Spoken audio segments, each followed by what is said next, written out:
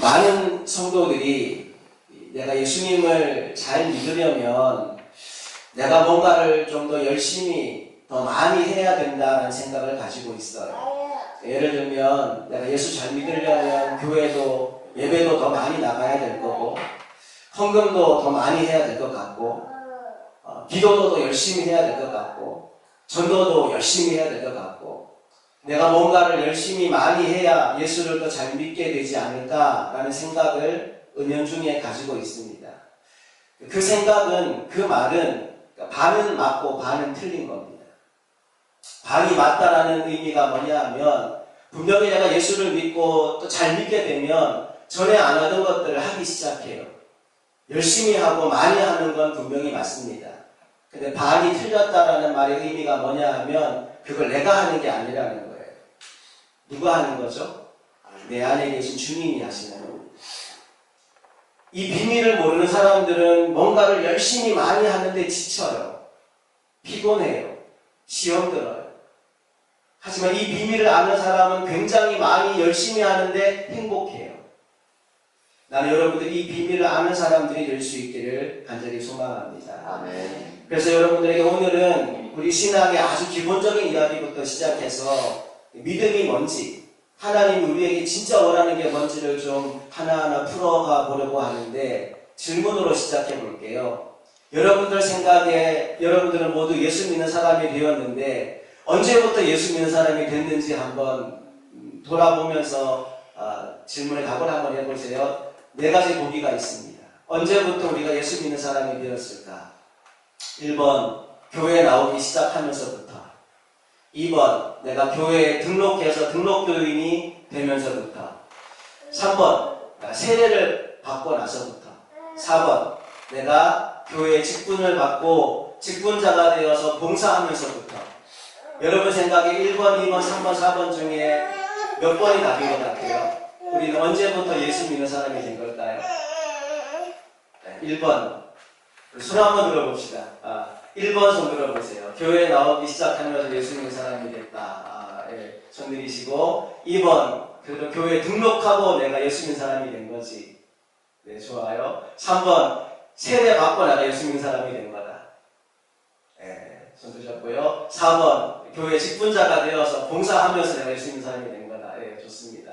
골고루 손을 드셨는데 제가 정답을 알려드릴게요. 정답은 답이 없습니다. 4가지 다 맞을 수 있고 4가지 다 틀릴 수가 있어요.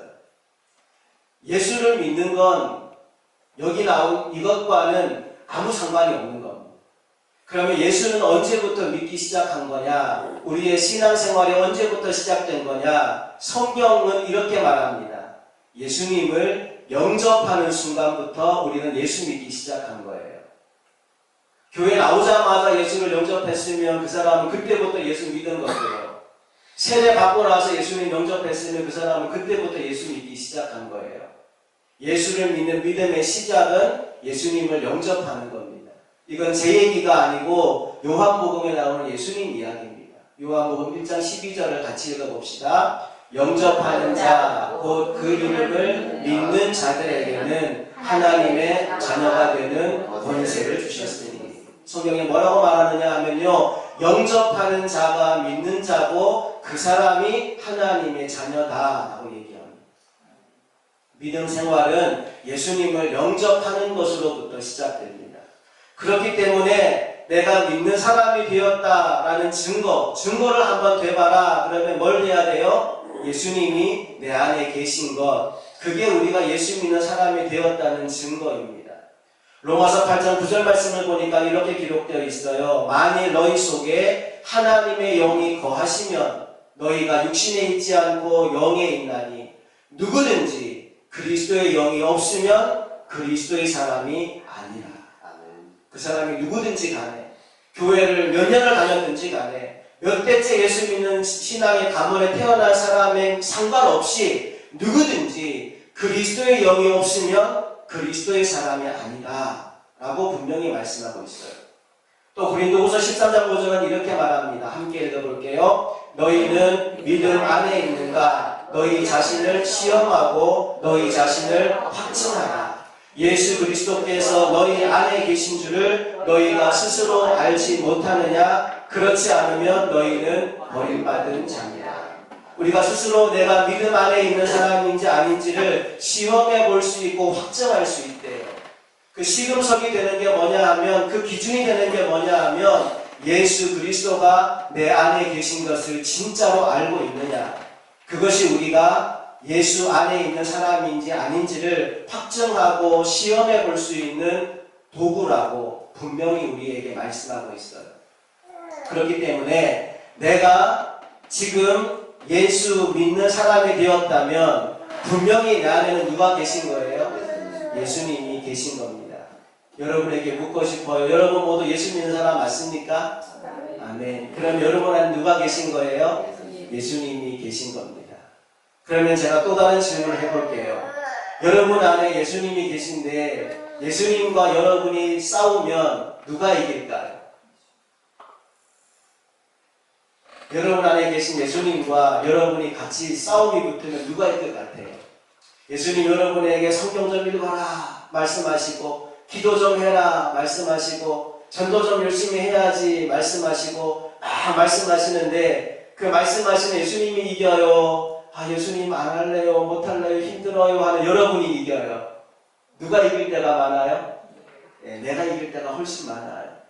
분명히 예수님이 내 안에 들어와 계신데 그분이 내 삶을 이끌어가는 게 아니고 내가 여전히 내 삶의 주인 되어서 그분이 아무것도 할 수 없는 삶을 살아가는 경우가 너무 많아요. 분명히 예수님 내 안에 계신데 문제는 뭐냐 하면요, 그냥 계신 것만으로는 그분의 능력을 경험할 수가 없다는 겁니다. 가나 혼인잔치 기억하시죠? 거기 예수님이 제자들과 함께 손님으로 청함을 받아서 그 자리에 계셨어요. 예수님이 분명히 거기 계셨음에도 불구하고 뭐가 떨어졌다고요? 포도주가 떨어져요. 예수님이 계신데도 포도주는 기쁨을 상징하는데 기쁨의 매개물인 포도주가 떨어질 수 있다는 겁니다. 요한복음 21장에 가보면 베드로가 예수님, 부활하신 예수님을 만났음에도 불구하고 난 고기 잡으러 갈래? 고향으로 내려가요.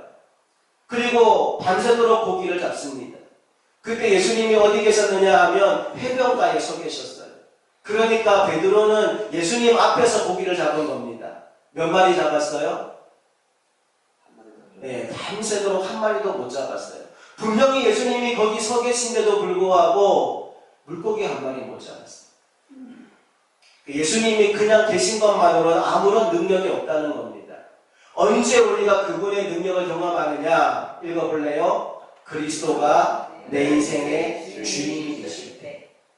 여러분, 가나 혼인잔치에서 예수님이 주인 되시는 순간 놀라운 일이 벌어집니다. 물이 포도주로 바뀌어서 잔치가 회복되게 만들어주시죠. 디베랴 호숫가에서 고기 잡던 베드로도 마찬가지입니다. 주님의 명령에 의해서 그물을 내렸더니 큰 물고기만 153마리가 잡혔다는 겁니다. 주님이 인생의 주인 되실 때, 예수님이 내 인생을 이끌어가기 시작할 때 비로소 우리는 그분의 능력을 경험하게 되는 것입니다. 그것을 오늘 본문인 갈라디아서 2장 20절은 이렇게 표현한 거예요. 내가 그리스도와 함께 십자가에 못 박혔나니 그런즉 이제는 내가 사는 것이 아니요 이제는 내가 내 인생의 주인이 아니요 오직 내 안에 그리스도께서 사시는 것이라. 결국 결론은 이겁니다. 내가 죽고 예수가 사는 인생이 될 때 우리는 살아계신 하나님의 능력을 경험하기 시작하는 거죠. 자, 근데 여기까지만 설교를 듣고 끝나버리면 이런 부작용이 생겨요. 맞다. 내가 죽어야 되는데 내가 오늘도 이렇게 살아있어서 문제가 생기는 거구나. 하나님 제발 저 좀 죽게 해주세요. 제가 왜 이런 표현을 부작용이라고 이야기하느냐 하면 우리는 우리의 노력으로 죽는 게 아니기 때문에 그렇습니다. 여러분이 죽으려고 애쓸 필요가 없습니다. 또 하나님께 나 좀 죽게 해달라고 기도할 필요도 없어요. 뭐만 하면 되느냐? 믿기만 하면 되는 겁니다. 나의 죽음은 아멘 하여서 경험하게 되는 것입니다. 우리가 지난주에 로마서 6장 말씀을 이렇게 묵상하면서 제가 다른 건 다 잊어버려도 이 동사 세 가지는 꼭 기억했으면 좋겠다라는 말씀을 드렸어요. 혹시 여전히 기억하고 계신가요? 첫 번째 동사가 뭐였느냐 하면 알아라 라는 동사였어요. 로마서 6장 3절 말씀 같이 읽어봅시다. 무릇 그리스도 예수와 합하여 세례를 받은 우리는 그의 죽으심과 합하여 세례를 받은 줄을 알지 못하느냐. 왜 이걸 모르느냐? 알아라 라고 말합니다. 6절 읽어봅시다. 우리가 알거니와 우리의 옛사람이 예수와 함께 십자가에 못 박힌 것은 죄의 몸이 죽어 다시는 우리가 죄에게 종노릇하지 아니하려 하니. 뭘 알아야 되냐 하면 나의 옛사람이 2000년 전에 예수와 함께 십자가에 못 박혔다는 거, 그걸 알아야 돼. 그거 모르면 안 돼 라고 우리에게 말씀하는 겁니다. 두 번째 중요한 동사가 뭐냐 하면 여기라 라는 동사입니다. 11절 말씀 읽어봅시다. 이와 같이 너희도 너희 자신을 죄에 대하여는 죽은 자요 그리스도 예수 안에서 하나님께 대하여는 살아있는 자로 여길지어다. 여긴다라는 말은 믿음으로 받아들인다는 거예요. 내 감정이나 내 기분이나 내 느낌을 믿는 게 아니고 말씀하시는 하나님을 믿는 겁니다. 하나님이 그렇다 하시니 그런 줄로 내가 믿습니다. 아멘. 이게 여기는 거예요. 자, 여기는 사람에게 주시는 세 번째 동사가 있어요. 드리라 라는 말입니다. 13절 읽어볼게요. 또한 너희 지체를 불의의 무기로 죄에게 내주지 말고 오직 너희 자신을 죽은 자 가운데서 다시 살아난 자 같이 하나님께 드리며 너희 지체를 의의 무기로 하나님께 드리라. 제가 말씀을 시작하면서 예수를 잘 믿게 되면 우리가 뭔가를 더 열심히 더 많이 하게 된다 그랬죠. 드리는 삶을 시작하는 겁니다. 그런데 드림의 핵심이 뭐냐 하면 내가 하는 게 아니라는 거예요. 나는 죽고 예수가 살아서 그래서 드리는 삶이 시작된다는 거죠. 그 앞단계 알아야 되는 진리가 있고 믿음으로 받아들여야 되는 놀라운 사건이 있는데 그게 바로 예수님께서 십자가에서 이루신 놀라운 일, 그것을 알고 여겨야 드림으로 나아갈 수 있다라고 말합니다. 그리고 그렇게 그려야지만 우리 삶의 기쁨과 능력이 충만할 수 있다라고 이야기하는 거죠. 고린도전서 15장 10절에 보면 사도 바울이 자신의 모든 사역을 마무리하면서 이런 고백을 합니다. 그러나 내가 나된 것은 하나님의 은혜로 된 것이니 내게 주신 그의 은혜가 헛되지 아니하여, 그 다음 굉장히 중요한 말을 해요. 내가 모든 사도보다 더 많이 수고하였으나, 나 일 많이 했어. 얼마나 많이 했는지 몰라. 내가 얼마나 많은 교회를 세웠고 얼마나 많은 일들을 하고 얼마나 많은 지역을 다니고 얼마나 많은 사람을 회복시켰는지 몰라. 그런데 그 다음에 뭐라고 말해요? 그거 내가 한 거 아니야. 내가 한 거 아니야. 나를 통해 분명히 많은 일들이 일어난 건 맞지만 내가 한 거 아니야. 내 안에 주님이 하신 거야. 오직 나와 함께 하신 하나님의 은혜로 된 거지 내가 한 거 아니야. 이게 사도 바울의 마지막 고백입니다. 나는 저와 여러분의 고백도 이와 같기를 간절히 소망합니다. 우리 한번 고백합시다. 나는 죽었습니다. 나는 죽었습니다. 언제 죽었어요? 2000년 전에 예수님 십자가 못 박히실 때 우리가 함께 죽었음을 기억하시기를, 반드시 믿음으로 가져가시기를 주님 이름으로 축복합니다. 제가 예전에 읽었던 책에 어떤 목사님이 이런 간증을 하시더라고요. 본인이 부산 지역에서 목회를 하셨는데 교인 중에 하나가 자기를 모함한 거예요. 하지도 않은 걸 했다고 억울하게 누명을 씌워서 그분 목회에 굉장한 타격을 받게 되었어요. 말도 안 되는 루머가 교회 안에 퍼진 겁니다. 그래서 이분이 너무 화가 나고 열이 받아서 자신의 결백을 주장할 수 있는 자료를 모으기 시작한 거예요. 이제 얼추 모아진 자료를 보니까 이것만 이제 예배 때 터뜨리면 자기를 모함한 집사가 완전히 망신을 당하게 될 거고 자신은 결백을 얻게 되는 그런 상황까지 왔습니다. 그 무렵에 이 목사님이 아까 읽었던 로마서 6장 말씀을 묵상하다가 나는 죽었습니다 라는 말을 고백하게 된 거예요. 하나님 앞에 지금 그 집사 때문에 열받고 화나고 분한 감정을 가지고 있는 그 상태에서 내가 죽었는데 이러면 안 되지 라는 생각을 가지고 기도하기 시작하는데 뭐라고 기도했냐 하면 하나님 나는 죽었습니다. 나는 죽었습니다. 2000년 전 예수님 십자가 못 박히실 때 나도 함께 죽었음을 내가 믿습니다. 나는 죽었습니다. 한 10번 정도를 그 기도를 반복해서 했대요. 나는 죽었습니다. 그 기도하기 전에는 막 열이 받아서 막 분노에 차서 막 감정이 올라왔는데 한 10번 정도 나는 죽었습니다 고백하는데 마음이 싹 가라앉더래요.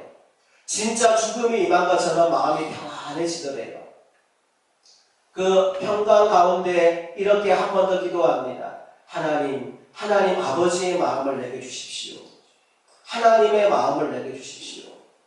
그렇게 기도하는데 갑자기 통곡이 막 터지더래요. 내가 왜 이렇게 우는지도 모르는 상태에서 막 눈물이 막 나는 거예요. 한참을 울었어요.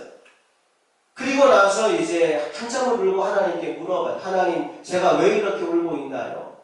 뭐 때문에 내가 이렇게 울죠? 했더니 하나님이 그 목사님 마음에 이런 응답을 주시는 거예요. 네가 내 마음을 달라고 구하지 않았느냐.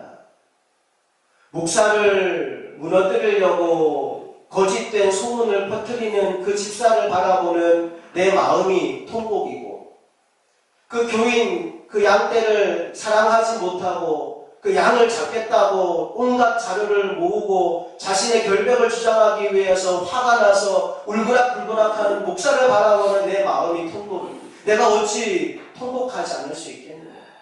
하나님이 그 마음을 주시는 거예요. 결국 그 모아놓은 자료를 터뜨렸을까요? 안 터뜨렸을까요? 안 터뜨리셨대요. 그런데 하나님께서 변화시키셔서 그 집사도 신앙생활 잘하게 되고 그 목사님도 그 모든 어려움을 벗어나게 되었노라는 간증을 전하더라고요. 나는 죽었습니다. 2000년 전 주님과 함께 내가 죽었습니다. 이 고백이, 이 믿음의 결단이 그 상황을 바꾸는 핵심이었다고 간증하시더라고요. 여러분, 나는 죽었습니다라는 말은 주문이 아니에요. 스스로 막 최면을 거는 것도 아닙니다. 그게 뭐 하는 거냐 하면 이미 이루어진 사실을 믿음으로 받아들이는 겁니다. 예를 들어서 제가 설명을 해드릴게요. 여러분들이 식당에서 밥을 먹었어요. 밥을 다 먹고 나오는데 이제 카운터에 계산하려고 카드를 내밀었더니 직원이 뭐라고 말하냐고 이렇게 말해요. 앞에 나가신 분이 다 계산했다고요. 여러분, 그 말 들으면 여러분 어떻게 하실까요? 그래도 내가 계산해야지, 내가 먹은 건데, 그리고 카드를 들이미시나요? 아니면 기분 좋게 나오시나요? 전자예요, 후자예요? 네. 분명히 나는 못 봤어요. 그 사람이 내가 먹은 음식값 지불하는 그 상황을 나는 보지 못했어요. 그런데 카운터 직원이 하는 말을 내가 믿어요. 그러니까 나는 돈 한 푼 안 내고 기분 좋게 나올 수 있는 겁니다. 똑같은 거예요. 성경에 나와 있는 모든 약속은 예수님 안에서 믿음으로 누리면 되는 겁니다. 예수께서 십자가에서 나와 함께 죽으셨다. 아멘. 나의 죄는 완전히 사라졌다. 아멘. 나의 옛사람은 이미 처리가 되었다. 그냥 내가 아멘 하고 받아들이면 되는 거라는 말입니다. 오늘 보면 갈라디아서 2장 20절 말씀을 보면 이렇게 말씀이 시작했어요. 내가 그리스도와 함께 십자가에 못 박혔나니. 시제가 현재, 과거, 미래 중에 언제예요? 과거죠. 지금 일어난 일이 아니라 과거에 되어진 일이라는 말. 내가 십자가에 못 박혔어. 과거에 이루어진 일이라는 겁니다. 그러면 나는 그걸 믿으면 되는 거예요. 그걸 믿고 이제는 내가 사는 것이 아니고 내 안에 주님이 사십니다. 이렇게 사는 게 믿음의 삶이라고 얘기하는 거예요. 갈라디아서 2장 20절 핵심이 뭐냐? 한마디로 이렇게 말하는 겁니다. 같이 읽어봅시다. 나는 죽고 예수로 사는 것이 믿음으로 사는 것이다. 여러분, 이 한 줄 되는 이 표현을 감정도, 기분도, 느낌도 섞지 말고 아멘 해보십시오. 그러면 이것이 여러분의 것 될 줄로 믿습니다. 아멘. 오늘 설교의 제목이 십자가와 보혈입니다. 제가 왜 이렇게 제목을 정했느냐 하면 하나님께서 이 두 가지를 통해 놀라운 일을 이루셨기 때문입니다. 사람이 보기엔 어떻게 보이는지 모르겠지만 하나님이 보시기에 우리 인간이 가진 가장 심각한 문제가 두 가지 있습니다. 첫 번째 문제가 뭐냐 하면 죄라는 문제고요. 두 번째 문제는 죄를 짓는 주체인 옛사람, 죄인된 우리의 모습이 하나님 보시기에 심각한 문제는 하나님과 우리를 멀어지게 만들기 때문에 그렇습니다. 죄가 우리와 하나님의 사이를 갈라놓습니다. 하나님과 멀어지게 만들기 때문에 죄는 아주 심각한 문제입니다. 우리 옛사람은 우리로 하여금 반복적으로 습관적으로 죄를 짓게 만들어 죄의 노예가 되어버리게 만듭니다. 그래서 하나님 보시기에 이 두 가지 문제는 너무나 심각한 문제였어요. 죄 때문에 하나님과 멀어지고 죄를 짓는 옛사람으로 인해서 끊임없이 하나님의 자녀가 아닌 죄의 종로로 타는 우리들을 바라보는 것이 하나님께는 아픔이요 고통이었습니다. 이 두 가지 문제를 해결하기 위해 하나님이 주신 것이 바로 십자가와 보혈입니다. 먼저 주님의 보혈은 우리의 죄를 해결해 주셨습니다. 에베소서 1장 7절 말씀을 같이 읽어봅시다. 우리는 그리스도 안에서 그의 은혜의 풍성함을 따라 그의 피로 말미암아 속량 곧 죄사함을 받았느니라. 예수의 피가 우리를 깨끗하게 주었다고 성경이 말씀하고 있어요. 주님의 보혈은 우리의 죄 문제를 처리해 주었습니다. 주님의 십자가는 무엇을 했느냐? 우리의 옛사람, 죄를 짓는 주체인 옛사람을 처리해 주었어요. 로마서 6장 6절 읽어봅시다. 우리가 알거니와 우리의 옛사람이 예수와 함께 십자가에 못 박힌 것은 죄의 몸이 죽어 다시는 우리가 죄에게 종노릇하지 아니하려 함입니다. 주님의 보혈은 나의 죄를 씻어서 온전히 깨끗하게 만들어 주셨고, 주님의 십자가는 나의 옛사람을 완벽하게 처리하여 새 사람이 되게 만들어 주셨습니다. 그래서 이 두 가지가 얼마나 소중한지 몰라요. 주님의 보혈, 주님의 십자가. 저와 여러분이 그 보혈의 피로 깨끗하게 씻김 받았음을, 주님의 십자가로 옛사람은 처리되고 새로운 사람이 되었음을 오늘 믿음으로 서게 되기를, 믿음으로 받게 되기를 간절히 축복합니다. 아멘. 자, 우리가 이렇게 해서 믿음의 사람이 되면 주님의 보혈과 십자가를 통해 죄가 처리되고 그리고 새 사람이 되어 살아가는 믿음의 삶이 시작되면 그 결과물로 따라오는 게 있어요. 그게 바로 성령의 열매입니다. 갈라디아서 5장 22절 23절에 9가지 성령의 열매가 나오는데 함께 읽어볼게요. 오직 성령의 열매는 사랑과 희락과 화평과 오래 참음과 자비와 양선과 충성과 온유와 절제니 이 같은 것을 금지할 법이 없느니라. 이 말씀에서 굉장히 중요한, 그런데 우리가 쉽게 지나칠 수 있는 부분이 있어요. 그게 뭐냐 하면 성령의 열매라는 표현입니다. 여러분, 뒤에 나오는 9가지 열매는 내가 내 노력으로 맺는 열매가 아니라는 거예요. 성령님이 나를 통해 맺는 열매라는 거예요. 내가 사랑해야지 노력해서 맺는 열매가 아니라는 겁니다. 오래 참아야지 해서 맺는 열매가 아니라는 거예요. 성령님이 내 안에서 나를 통해 맺는 열매가 바로 이 성령의 열매입니다. 여러분, 이 나무가 무슨 나무일까요? 어떻게 아셨어요? 어떻게 아셨어요? 사과 열매를 맺고 있거든요. 이 나무는 무슨 나무일까요? 배나무. 어떻게 아셨다고요? 배를 맺고 있거든요. 겨울에 이 나무를, 열매 하나도 없는 나무를 갖다 놓으면 이게 사과나무인지 배나무인지를 구별할 수 있는 사람이 많지가 않아요. 성경이 이렇게 말합니다. 나무는 각각 그 열매로 아나니. 사과라는 열매를 맺고 있으니까 우리는 저 나무가 사과나무인 줄 아는 겁니다. 배라는 열매를 맺고 있으니까 우리가 저 나무가 대나무인 줄 아는 거예요. 마찬가지입니다. 우리가 성령의 열매를 맺고 있을 때 우리는 성령의 사람이라는 것을 나타내 보여줄 수가 있는 거예요. 내가 맺는 게 아니고 내 안에서 주님이 맺으시는 겁니다. 그래서 우리가 할 일은 뭐냐? 한 가지밖에 없어요. 주님 안에 거하는 겁니다. 주님께 붙어 있는 겁니다. 그걸 요한복음 15장 5절은 이렇게 표현해요. 같이 읽어봅시다. 나는 포도나무요 너희는 가지라. 그가 내 안에 내가 그 안에 거하면 사람이 열매를 많이 맺다니 나를 떠나서는 너희가 아무것도 할 수 없습니다. 주님 안에 거할 때 이 열매들이 맺히는 줄로 믿습니다. 말씀에 결론을 맺습니다. 조금 이상한 결론을 맺습니다. 여러분 앞으로 여러분 착해지려고 노력하지 마십시오. 온유해지려고 애쓰지도 마십시오. 특별히 참으려고 하지 마세요. 더 이상 여러분 참고 살지 마시기 바랍니다. 참고 사는 게 왜 문제가 되냐? 여러분 스프링 아시죠? 스프링을 누르면 어떻게 되나요? 일단 누르면 눌려지긴 해요. 그죠? 참으면 참을 수는 있어요. 근데 끝까지 누르면 어떻게 되죠? 팡 하고 튀어오릅니다. 이런 말이 튀어나와요. 참는데도 뭐가 있지? 한계가 있지.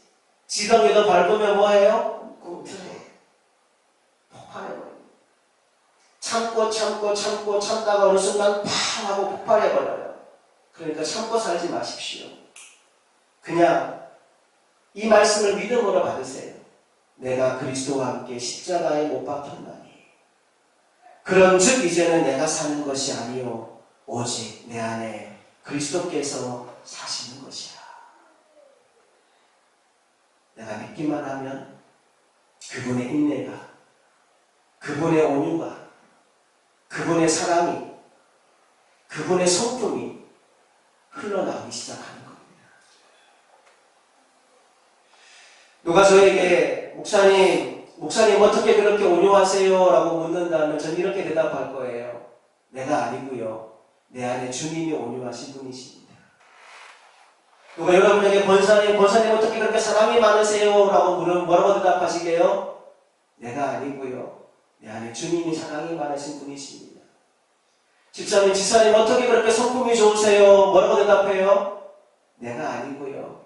내 안에 계신 주님의 성품이 훌륭하십니다. 언제 어디서 어떤 상황을 만나든지 우리의 대답은 내가 아니고 내 안에 계신 주님이 될 수 있기를 소망합니다. 우리가 진짜 이렇게 살기 시작하면 진짜 내가 죽고 예수가 살면 어떤 일이 벌어지느냐? 그때부터는요, 나를 만나는 사람들이 그때부터는 나를 만나는 게 아니에요. 나를 통해 누구를 만나는 거예요? 예수님을 만나기 시작해요. 남편이 죽으면 아내가 그 남편을 통해 예수님을 만나는 겁니다.